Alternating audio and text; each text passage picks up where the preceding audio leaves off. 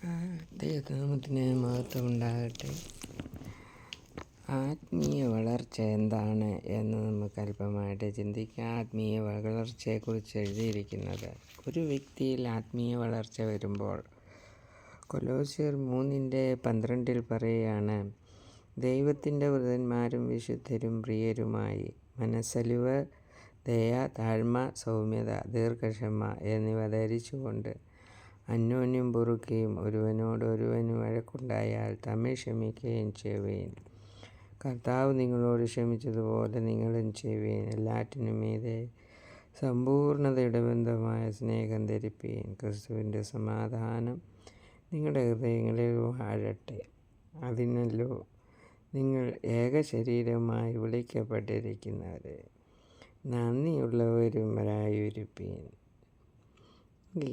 അവിടെ കർത്താവിനോട് ഏക ശരീരമായി ഇരിക്കണമെന്നുണ്ടെങ്കിൽ നമ്മളിൽ ഉണ്ടാകേണ്ടുന്ന ആത്മീയമായ വളർച്ച ആണ് എഴുതിയിരിക്കുന്നത്.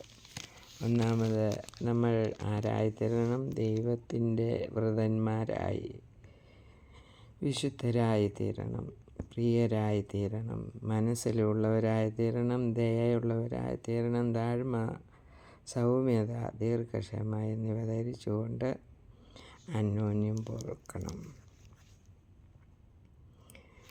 അവിടെ നമുക്ക് കാണുന്നത് നമ്മെ സംബോധന ചെയ്യുന്ന വാക്കുകളാണ് അവിടെ നമുക്ക് കാണുവാൻ കഴിയുന്നത്. അവർ അല്ലെങ്കിൽ ദൈവത്തിൻ്റെ മക്കൾ, ആത്മീയ വളർച്ച പ്രാപിക്കുന്ന മനുഷ്യർ എങ്ങനെ ജീവിക്കണം എന്നാണ് എഴുതിയിരിക്കുന്നത്. നമുക്കറിയാം, ഹോശേയ-പ്രവചനം നമ്മൾ വായിക്കുമ്പോൾ മോശയല്ലാതെ സൗമ്യനായ ആരെയും ദൈവം കാണുന്നില്ല. അപ്പം സൗമ്യത നമ്മുടെ ജീവിതത്തിലുണ്ടോ? താഴ്മയുണ്ടോ എന്നുള്ളതാണ് ദൈവം ചോദിക്കുന്നത്. ദൈവവുമായിട്ടുള്ള കൂട്ടായ്മ നഷ്ടപ്പെട്ട് ജീവിക്കുന്ന അവസ്ഥയാണോ നമ്മളിലുള്ളത്?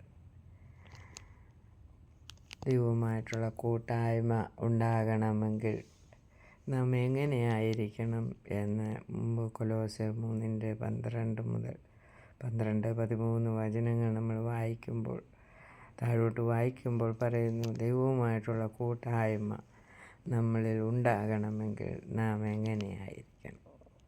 അതുകൊണ്ട് ദൈവത്തിൻ്റെ ആ വചനത്തിൽ പറഞ്ഞിരിക്കുന്നത് പോലെ കൂട്ടായ്മ നഷ്ടപ്പെടുത്താതെ ജീവിക്കുവാൻ ദൈവം തമ്പുരാൻ നമ്മെ സഹായിക്കട്ടെ. നാം ക്ഷമിക്കുന്നവരായിരിക്കുക, അപ്പോൾ ജയം ദൈവം തരും. നമ്മുടെ ജീവിതത്തിൽ ജയം ലഭിച്ച് ആത്മീയ വർധന പ്രാപിച്ച് ക്രൂശിൽ കൂടി കർത്താവായ യേശു ക്രിസ്തു ജയിച്ചതുപോലെ ജയം നേടി ജീവിപ്പാൻ നമുക്കിടയായിത്തീർന്നു. കർത്താവ് ക്രൂശിൽ തോറ്റു, പക്ഷെങ്കിൽ അത് പിശാചിന് മനസ്സിലായത് എന്താണ്? യേശു ക്ഷമിച്ച് ക്രൂശിൽ മരിച്ചു എന്ന് മനുഷ്യർ വിചാരിച്ച് ഇവൻ തോറ്റുപോയി. എന്നാൽ പിശാചിന് മനസ്സിലായത് ഇവൻ ജയിക്കുകയായിരുന്നു, പിശാചിനെ തകർക്കുകയായിരുന്നു എന്നാണ് അവിടുന്ന് മനസ്സിലാക്കാൻ കഴിഞ്ഞത്.